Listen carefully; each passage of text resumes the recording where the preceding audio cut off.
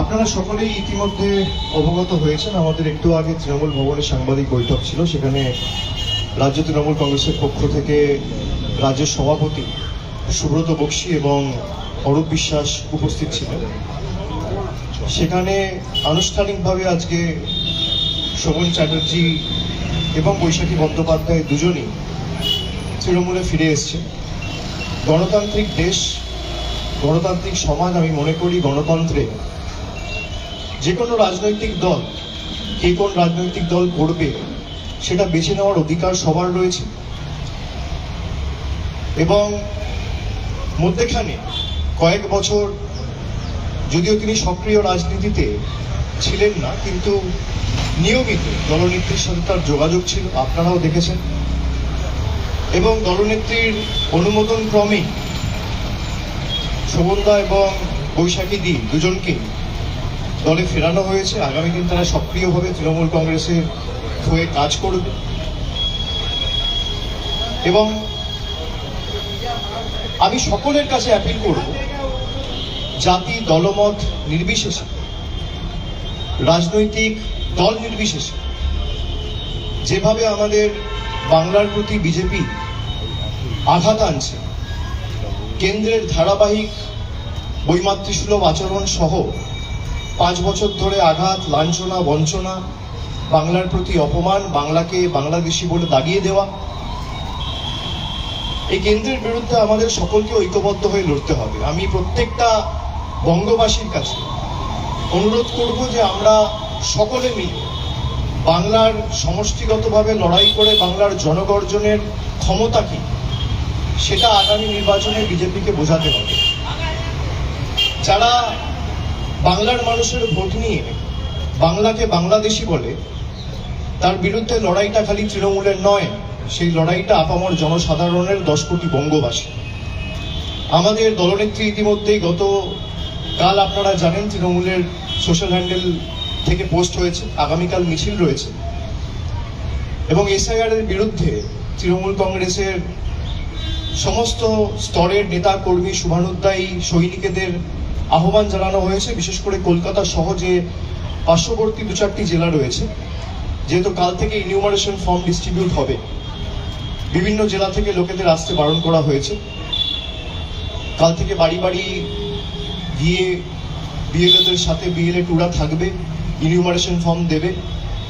শুধু কলকাতা এবং তার পার্শ্ববর্তী উত্তর 24 পরগনা, দক্ষিণ 24 পরগনা, হাওড়া, এই 2-3টি জেলা থেকে মূলত সবাইকে বলা হয়েছে। তার সাথে কলকাতার 144টা ওয়ার্ড রয়েছে। আগামীকালের ঐতিহাসিক মিছিলে আমি আপনাদের মাধ্যমে সকলের কাছে আবার একবার অ্যাপিল করব যোগ দেওয়ার জন্য। এবং তৃণমূল কংগ্রেস যে কথাটা বলেছিল যে যেভাবে এসআইআর ঘোষণা হওয়ার পর থেকে একের পর এক দুর্ভাগ্যজনক ঘটনা জনসমক্ষে আসতে আমরা সকলে দেখেছি। 5 দিন 6 দিন হয়নি, ইতিমধ্যেই 6টার উপর আত্মহত্যার ঘটনা সামনে এসছে। প্রথম একদম সেই পানিহাটির প্রদীপগড় থেকে শুরু করে তারপর আপনারা দেখেছিলেন ইলামবাজারে একজন 95 বছরের বয়স্ক বৃদ্ধ মানুষ, তিনি আত্মহত্যা করেন। বারাসাতে একজন করেছেন, তামিলনাড়ুতে একজন, বর্ধমানের জামালপুরের একজন ভদ্রলোক ছিলেন, তিনি বিষকে আত্মহত্যা করেছেন। তার সাথে আরো একজন ভর্তি ছিল, আমি একটু আগে খবর পেলাম তিনিও মারা গেছেন। আজকে ডানকুনিতে একজন আত্মহত্যা করেছেন এসআইআর এর আতঙ্কে এবং ভয়ে। আমরা যেটা প্রথম দিন থেকে বলেছিলাম যে একজন যোগ্য ভোটারের নামও যদি ভোটার তালিকা থেকে বাদ যায়, তৃণমূল কংগ্রেস এই আন্দোলন দিল্লির বুকে নিয়ে যাবে। এবং যারা কেন্দ্র সরকারের এবং দিল্লির তল্পিবাহক হয়ে কাজ করে বাংলার মানুষের বিরুদ্ধে আঘাত এনে বাংলাকে ভাতে মারতে চাইছে, বাংলার মানুষের পরিচয় বাংলাদেশি বলে দাগিয়ে দিয়ে তাকে অপমান করতে চাইছে, শুধু বাংলায় কথা বলে বলে তাকে বাংলাদেশি বলতে চাইছে, তাদের বিরুদ্ধে এই লড়াই আগামী দিন আরো তীব্রতর হবে এবং দিল্লিতে গিয়ে পৌঁছাবে। আমি বলেছিলাম যে একটা যোগ্য লোকের নামও যদি বাদ যায় তাহলে তৃণমূল কংগ্রেস আগামী দিন দিল্লি যাবে। ইতিমধ্যেই যে 5-6 জন মারা গেছে, তারা কি যোগ্য না অযোগ্য? বিজেপির বন্ধু এবং ইলেকশন কমিশনের প্রতিনিধিদের প্রতি আমার প্রথম প্রশ্ন, যে আপনারা বলছেন যে 2002-এর ভোটার তালিকায় যাদের নাম রয়েছে তাদের নাম বাদ যাবে না। সোনালী খাতুন, যাকে বাংলাদেশি বলে আখ্যায়িত করে বাংলাদেশে পাঠিয়ে দেওয়া হয়েছে, তার মার নাম রয়েছে 2002-এর তালিকায়, বাবার নাম রয়েছে 2002-এর তালিকায়।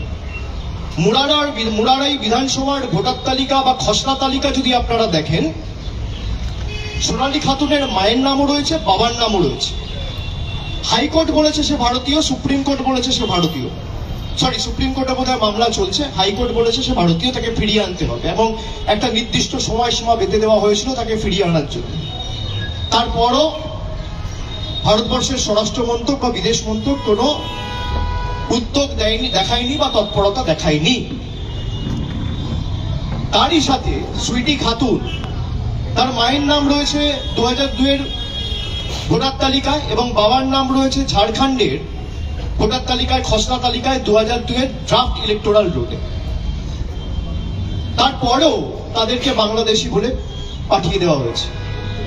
গতকাল একটা সাক্ষাৎকারে দেশের স্বরাষ্ট্রমন্ত্রী অমিত শাহ বলেছেন, যারা ভারতবর্ষে জন্মায়নি তাদের ভারতবর্ষে ভোটাধিকার বা ভোট দেওয়ার কোন অধিকার নেই। তার যুক্তির নিরিখেই যদি আমি দেখি, তাহলে বিজেপি নেতা লালকৃষ্ণ আদবানির ভোটাধিকার প্রয়োগ করার অধিকার নেই। লালকৃষ্ণ আদবানির জন্ম কোথায় হয়েছে?